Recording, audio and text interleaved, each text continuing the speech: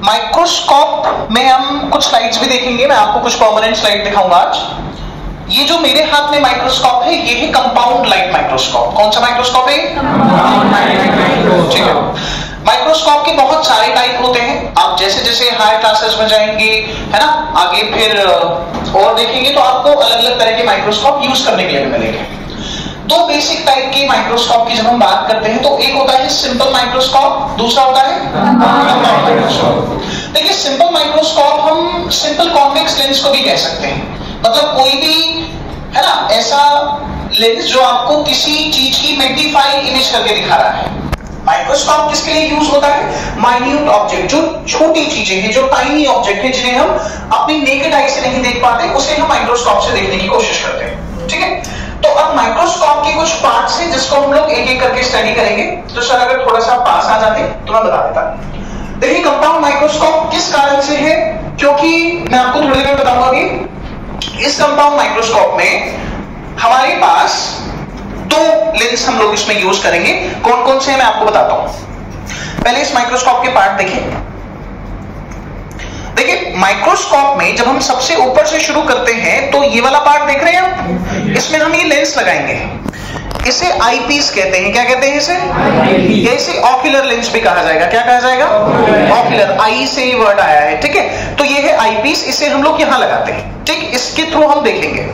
इसकी अलग अलग पावर हो सकती है, जैसे मेरे पास है 15x की पावर है।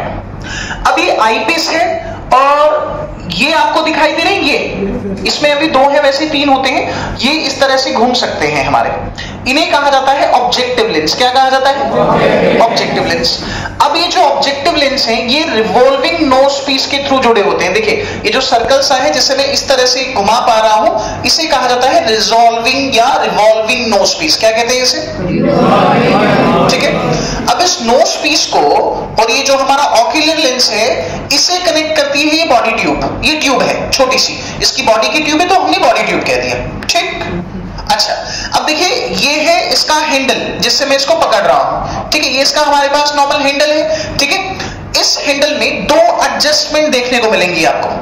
पहली जो ये एडजस्टमेंट देख रहे हैं आप लोग, इसे कहते हैं कोर्स एडजस्टमेंट। क्या कहते हैं इसे? कोर्स एडजस्टमेंट से देखिए क्या होता है, अगर आप देखें तो जब मैं इसको मूव कर रहा हूं तो बॉडी ट्यूब ऊपर हो रही है, ऐसे ही बॉडी ट्यूब नीचे हो जाएगी। तो अभी जब मैं स्लाइड लगाऊंगा तो स्लाइड को तरीके से एडजस्ट किया जाता है, इस पे फोकस करते हैं हम। कोर्स एडजस्टमेंट से ना अपन फोकस करते हैं। अभी मैं स्लाइड लगा के आपको दिखाऊंगा तो हम उसको फोकस करेंगे ताकि वो हम देख पाए। ये दूसरा दिखाई दे रहा है आपको, ये इस तरह से, इसको कहा जाता है फाइन एडजस्टमेंट। क्या कहा जाता है इसे?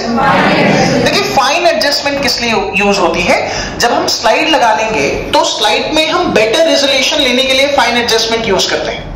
अब दो शब्द हैं जब हम लोग माइक्रोस्कोप पढ़ेंगे, the first is magnification and the second is resolution. ठीक है, मैग्निफिकेशन का मतलब होता है कि हम किसी माइन्यूट ऑब्जेक्ट को, किसी टाइनी ऑब्जेक्ट को मैग्नीफाई करके, मतलब उसका साइज बढ़ा करके देख रहे हैं। ठीक, और रेजोल्यूशन का मतलब होता है, रिजॉल्विंग पावर का मतलब होता है कि लेंस की वो पावर जिसके थ्रू वो बहुत क्लोजली ऑब्जेक्ट को भी सेपरेट करके दिखाए। मान लीजिए हमारे पास दो बहुत चीजें हैं, बहुत पास चीजें हैं, जब हम उसे हम अपनी नॉर्मल आई से, नेकेड आई से देखते हैं तो हम उनमें डिफरेंस नहीं कर सकते, हमें वो मर्ज दिखाई देंगी। बट रिजॉल्विंग पावर का मतलब क्या होता है, रेजोल्यूशन का मतलब होता है कि हम दो बहुत ही क्लोजली ऑब्जेक्ट को सेपरेट, मतलब सेपरेट एंटिटी की फॉर्म में देख सकते हैं। तो बेटर रेजोल्यूशन इस फाइन एडजस्टमेंट से होता है, हम इसे करेंगे। ये दिखाई दे रहा है आपको, ये this is called stage. What it is called? ये स्टेज है। इस स्टेज के ऊपर हम अपनी स्लाइड रखते हैं। ठीक है, और ये आपको दिखाई दे रही है स्टील की, ये स्टेज क्लिप है। ये स्टेज क्लिप क्या करती है, स्लाइड को होल्ड करेगी। जैसे हम लोग स्लाइड लगाएंगे तो स्लाइड को होल्ड किया जाएगा। अब देखिए प्यारे बच्चों, कंपाउंड माइक्रोस्कोप क्यों कह रहे हैं, क्योंकि इसमें दो लेंसेज लगे हुए हैं, ये ऑक्यूलर लेंस और दूसरा ये है ऑब्जेक्टिव लेंस। कौन सा लेंस? सिंपल माइक्रोस्कोप में सिर्फ एक लेंस यूज होता है। ठीक है, ये कंपाउंड माइक्रोस्कोप है क्योंकि यहां पर हमारे दो लेंसेज लगे हुए हैं।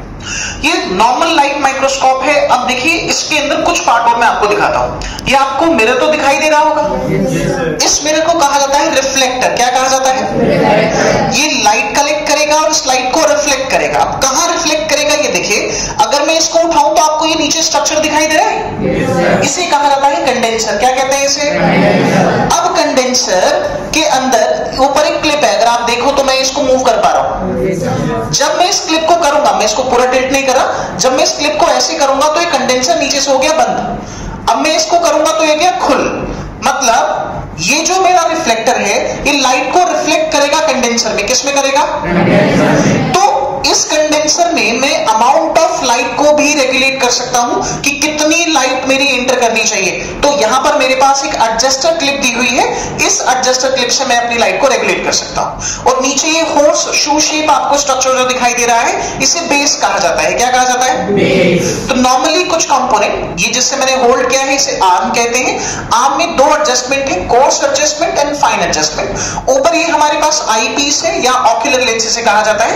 Then we have this resolving nosepiece, इसके अंदर ऑब्जेक्टिव लेंस लगे पड़े हैं। ठीक है, अब कितने पावर के होते हैं, कितनी मैग्निफिकेशन से देखा जा सकता है, ये मैं आपको ऑलरेडी माइक्रोस्कोपी के बारे में बता चुका हूं। ठीक है, कि मैग्निफिकेशन पावर कैसे कैलकुलेट की जाती है। अब हम स्लाइड्स बना सकते हैं, हमारे पास स्लाइड्स होती हैं। तो जो हम लोग नॉर्मली स्लाइड बनाते हैं वो होती है टेम्परेरी स्लाइड। ठीक है, जैसे कि अपन आगे मैं आपको ग्रोइंग पॉलन भी दिखा दूंगा और हम जो आगे कुछ स्पेसिमेन देखेंगे तो वो भी देख लेंगे। ठीक है, अब जो मेरे पास स्लाइड्स है वो है आज परमानेंट स्लाइड। क्या है? देखिए, परमानेंट स्लाइड फिक्स स्लाइड होती है, इनमें अच्छा व्यू हमें मिल जाता है। तो क्योंकि आज आप यहाँ फर्स्ट टाइम स्लाइड देख रहे हैं तो मैंने परमानेंट स्लाइड यूज की है। हम लोग परमानेंट स्लाइड बना भी सकते हैं, जैसे हम स्लाइड बनाते हैं तो उस स्लाइड को हम परमानेंट भी कर सकते हैं। अब कैसे किया जाता है ये जब आगे अपन लेक्चर लेंगे तो मैं आपको दिखा दूंगा। अब मेरे पास है बहुत सी स्लाइड है, इसमें कार्डिक मसल भी है, एनिमल टिश्यू भी है, बैक्टीरिया की स्लाइड भी है हमारे पास। ठीक है, तो मैं आपको सबसे पहले आज प्लांट सेल का होल माउंट दिखाऊंगा आज, है ना। तो आज हम लोग सबसे पहली जो स्लाइड देख रहे हैं that is whole mount of the plant. ठीक, तो अब मैं इसको एडजस्ट करता हूं और एडजस्ट करने के बाद आपको इसको दिखाऊंगा। हमें एक अच्छी लाइट सोर्स की आवश्यकता है यहां पे, तो हम इसको थोड़ा एडजस्ट कर लेते हैं। सर थोड़ा एडजस्ट कर लेते हैं। जाओ